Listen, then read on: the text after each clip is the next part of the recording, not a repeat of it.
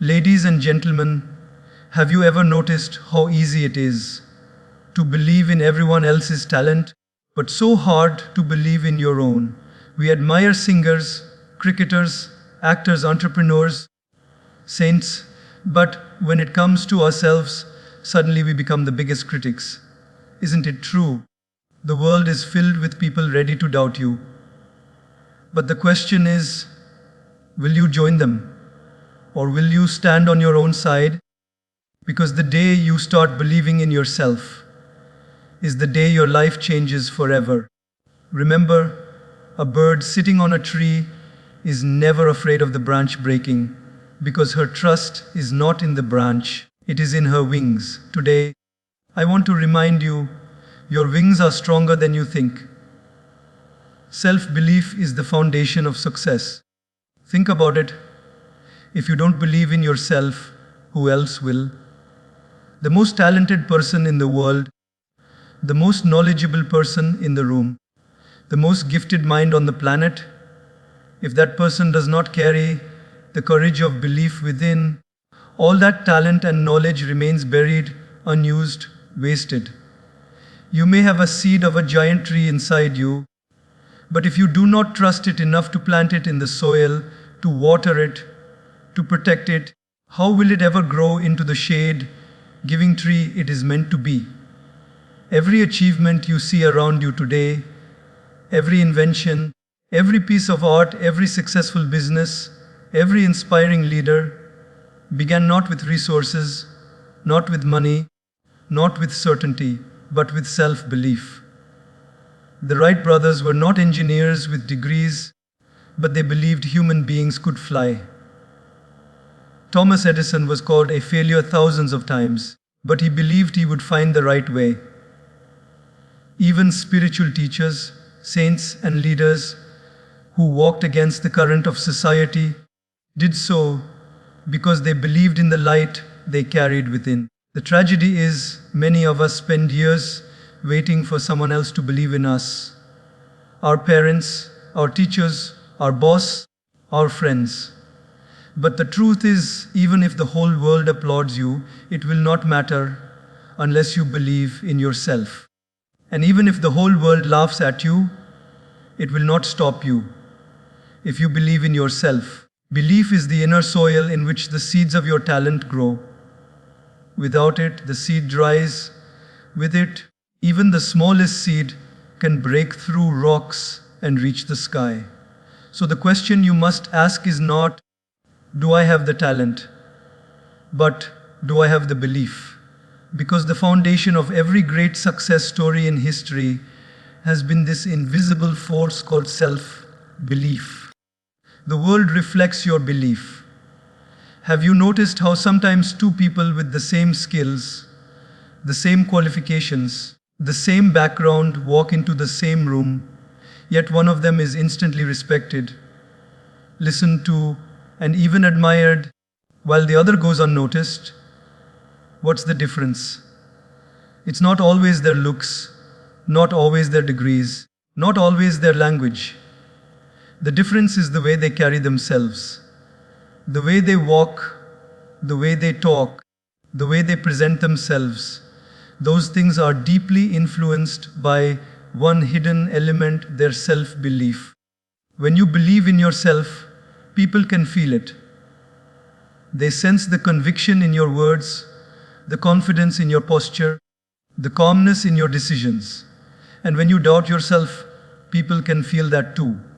They sense hesitation, uncertainty, and fear, even if you try to hide it. Life is like a mirror. It reflects back to you what you show it. If you project insecurity, the world doubts you. If you project confidence, the world believes you, even before you have proven yourself fully. Think about it. When a teacher enters a classroom with confidence, students pay attention. When a leader speaks with faith in his or her vision, people follow. When an artist shares their work with pride and sincerity, people appreciate it. But when that same teacher, leader, or artist walks in with self-doubt, the audience begins to doubt too. not because they aren't capable, but because belief, or lack of it, is contagious. The way you see yourself becomes the way the world sees you. If you see yourself as unworthy, others treat you that way. If you carry yourself with dignity, people respect you. If you keep apologizing for your existence, people will overlook you. But if you stand with the inner knowing that you belong, that you have value, that you matter, suddenly the world starts responding differently. Doors open, opportunities appear, and people begin to trust you. This is why self-belief is not just an inner thing, it's also a social force. It changes how you act, and that changes how the world reacts. Confidence is not shouting or pretending, it's a quiet assurance that comes from within. And when you carry that assurance, others naturally align with it. So remember, if you want the world to believe in you, start by believing in yourself first. Because the world is only a reflection of the belief you project. Doubt kills more dreams than failure ever will. Failure may knock you down once, twice, or even 10 times, but doubt stops you before you even begin. Failure at least teaches you something. It gives you experience, it gives you lessons, it shows you what doesn't work, and if you are willing, it redirects you to what can work. But doubt paralyzes. It whispers in your ear, what if you're not good enough? What if you embarrass yourself? What if people laugh? What if you fail? And before you take the first step, you already quit in your mind. That is the tragedy of doubt. It doesn't just kill opportunities, it kills the courage to even try. How many books have remained unwritten because their authors doubted their ability to write? How many songs have remained unsung because someone believed their voice wasn't good enough? How many ideas, inventions, and dreams have died quietly in the hearts of people? Not because they couldn't do it, but because they doubted if they could. Doubt is a silent thief. It steals your potential without anyone noticing. The worst part is, you will never know what you could have achieved if only you had tried. Failure can be respected. People who fail and rise again are admired. But doubt leaves no trace, no story, no journey. It is invisible failure, and because of doubt, the world loses out on so many gifts, your gifts that could have inspired, helped, and changed lives. Great achievers were not people who never faced failure. They were people who faced doubt but chose to move anyway. Thomas Edison failed thousands of times before inventing the light bulb. Imagine if he had doubted himself and stopped after the first few attempts. Michael Jordan missed more shots than he made, but he never doubted his love for the game. Imagine if he had walked away because of doubt. The truth is, failure shapes champions, but doubt prevents champions from ever being born. So the real danger is not falling down. It's never standing up. It's not rejection. It's never asking. It's not losing. It's never playing. That is the cost of doubt. And once you understand this, you begin to see failure not as an enemy, but as a teacher. Because failure at least moves you forward, while doubt leaves you standing still. That's why if you must choose between trying and failing or doubting and never trying, always choose to try. Because failure ends with a lesson, but doubt ends with regret. And regret is far heavier to carry than failure ever will be. Believing in yourself doesn't mean arrogance. This is where many people get it wrong. The moment someone begins to show confidence, others are quick to label them as proud, egoistic, or full of themselves. But there is a very important difference between arrogance and self-belief. Arrogance says, I am better than you. Self-belief says, I am worthy, just like you. Arrogance needs to push others down in order to stand tall. Self-belief stands tall on its own, without comparing, without competing unnecessarily. When you truly believe in yourself, you don't have the need to shout about your worth. You don't have the urge to prove your value in every conversation. You carry a quiet strength that speaks louder than words. Arrogance is loud because it is insecure. It is like an empty vessel that makes more noise. But real self-belief is calm, centered, humble. It is not about boasting, it is about knowing who you are. A person who believes in themselves can walk into a room and uplift others instead of trying to overshadow them. Because their worth is not threatened by the success of someone else. They can celebrate others because their own foundation is strong.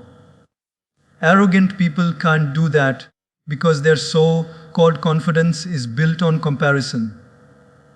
The moment someone else shines brighter, they feel small. But self-belief is not fragile like that. It is rooted deeply within, like a tree that doesn't fear the storm because its roots are secure. Think of great leaders, saints, or teachers. They had immense belief in themselves, but at the same time, immense humility. They knew their mission, they knew their purpose, they knew their worth. Yet, they didn't need to parade it with arrogance. Mahatma Gandhi, for instance, stood in front of empires with nothing but a walking stick and his conviction. Was that arrogance? No, that was belief in his truth.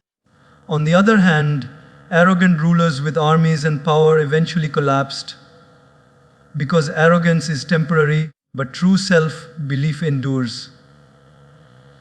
Believing in yourself means you trust the gifts you've been given and you respect them enough to use them. But you also recognize that others have their gifts too. It's not a competition, it's a contribution. When you believe in yourself with humility, you don't look down on others.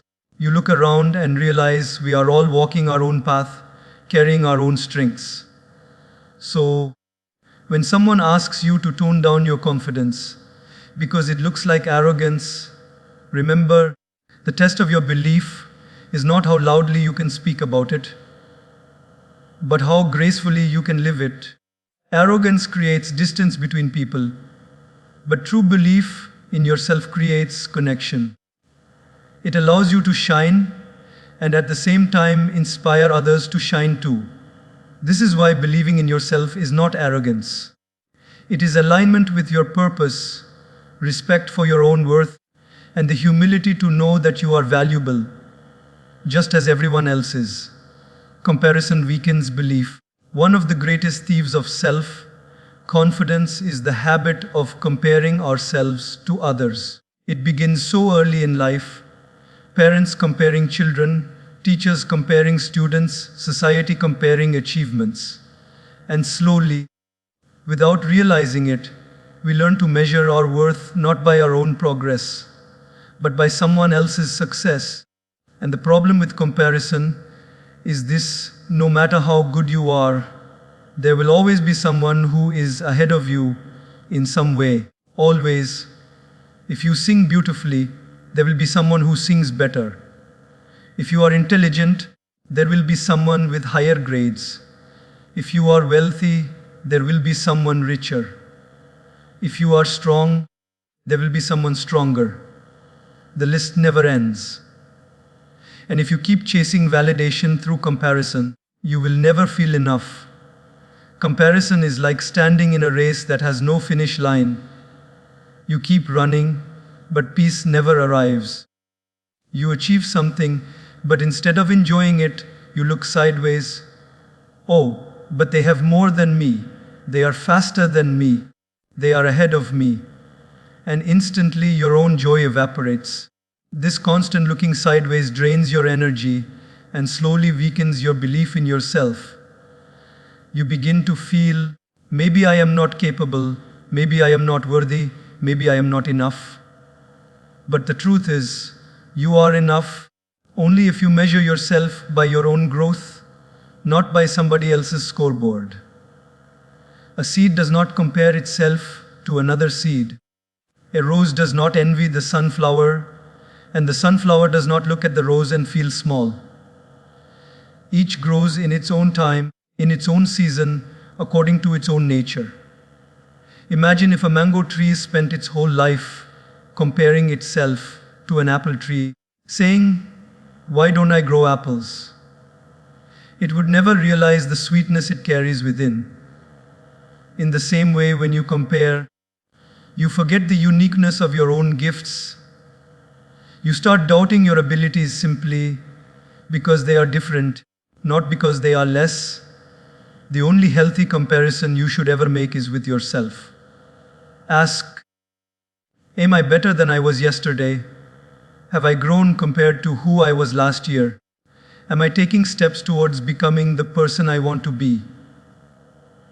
That kind of comparison strengthens your belief because it reminds you of your progress. It gives you motivation without jealousy, confidence without insecurity. But comparing yourself constantly to others is like trying to write with someone else's pen. You can copy their letters, but you'll never find your own handwriting. Your journey is not supposed to look like theirs. And the moment you stop comparing, you start living. You begin to see your strengths, your path, your potential clearly. Self-belief grows when you realize you don't need to be the best in the world. You only need to be the best version of yourself. So remember this, comparison is a thief. It steals joy, it steals gratitude, and it steals belief. But when you let go of comparison, you step into contentment, you step into confidence, and you step into the truth that your story, your path, and your pace are exactly where they are meant to be. Every expert was once a beginner. This is a truth so simple, yet so easily forgotten. When we see someone standing on the stage, shining in the spotlight, speaking with power, singing with grace, performing with perfection, or running a business with great success, we often forget that there was a time when that very person had no idea what they were doing. There was a time when their voice cracked, when their hands trembled, when their ideas were dismissed, when they stumbled and made mistakes that today we never get to see. But because we only see the polished version, the finished product, we assume that they were always like that, as if they were born with excellence. And in believing that, we look at ourselves as beginners and think, I can't do it. I don't have it in me. But pause and reflect. Every single master in history began with small, clumsy, imperfect steps. The greatest speakers in the world once forgot their lines. The best athletes in the world once fell on the ground in front of crowds. The finest musicians once played out of tune. Even saints and spiritual teachers once struggled with doubts, questions, and discipline. Nobody begins at the top. Everyone begins at the bottom, and it is only belief, the belief that I can learn, I can grow, I can improve, that takes them to mastery. The danger is when we expect ourselves to be perfect at the very first attempt. A child who learns to walk does not fall once and then say, "This is not for me." They fall hundreds of times, but they get up again and again because something inside them believes, I can do this. And one day they walk, later they run, later they climb. But it all begins with a belief in the very first shaky step. Imagine if Thomas Edison had believed he was not good enough after his first few failed attempts at creating the light bulb. Imagine if Michael Jordan had quit basketball the moment he was cut from his high school team. Imagine if J.K. Rowling had stopped writing after her first rejection letter. Today, we admire them as legends, but we forget they were once beginners who simply believed long enough to continue. This is why self-belief is not about saying, I am already perfect. It is about saying, I am willing to be imperfect, but I believe I can grow. It is not about skipping the struggle, it is about embracing the struggle with faith that every mistake is shaping you into the expert you are meant to be. When you look at an expert, don't feel small. Don't think they are special and I am not. Instead, think, if they could grow from a beginner to this, so can I, because the only difference between you and an expert is not talent, it is time, effort, and belief. So the next time you feel nervous at the starting line, the next time you hesitate because you're a beginner, remind yourself, this is how every journey starts. Nobody skips this phase. Even the masters you admire once stood exactly where you are. And the only thing that carried them forward was belief. The belief that being a beginner is not a weakness, it's the beginning of greatness. Failure is feedback, not a full stop. Most people see failure as the end of the road. They try something, it doesn't work, and they immediately think, this is it. I'm not good enough. I should stop. But failure was never meant to be the end. Failure is like a teacher in disguise. It comes into your life not to close doors, but to show you which doors are worth knocking on again, and which ones lead nowhere. If you only see failure as a wall, you'll stop. But if you see it as a signpost, it will guide you. Look at the life of any successful person, and you'll see a trail of failures behind them. Edison once said, I have not failed. I've just found 10,000 ways that don't work. Imagine if he had seen those 10,000 experiments as dead ends. The world might still be living in darkness. But he saw failure not as a full stop, but as feedback, as information, as a way of learning what to adjust. That belief kept him going until success finally arrived. Failure teaches us things success never can. Success often makes us comfortable, but failure sharpens us. Success feeds the ego, but failure shapes character. Success is the fruit, but failure is the soil. Without the soil of failure, no fruit of success can grow. Every time you fail, life is handing you feedback about your methods, about your timing, about your preparation, about your persistence. And those who learn from that feedback rise higher than before. The problem is not failure itself. The problem is the meaning we attach to failure. When you fail and say, this means I'm not good enough, you stop growing. But if you fail and say, this means I've just discovered one way that doesn't work, you keep moving. The difference is in perspective. That perspective is born from belief, the belief that failure is a stepping stone, not a stumbling block. Think of a baby learning to walk. They fall again and again. But never once does a baby think, maybe walking is not for me. They don't take falling as failure, they take it as feedback. Oh, I need to balance better. Oh, I need to hold on tighter. Oh, I need to take smaller steps. That's why eventually they walk. That same spirit is inside all of us, but as we grow older, we forget it. We start fearing failure instead of using it. Failure is proof that you are trying. It means you are moving. It means you are stretching beyond comfort. If you are failing, it means you are in the game. And as long as you are in the game, you can win. The real failure is not falling down, it is refusing to get back up. The moment you stop rising, that's when failure becomes permanent. Until then, it is only feedback. So the next time you fail, don't put a full stop there. Put a comma. Learn the lesson, adjust your approach, grow stronger, and keep moving. Because failure is never the opposite of success. It is part of success. Every champion has been shaped more by their failures than by their victories.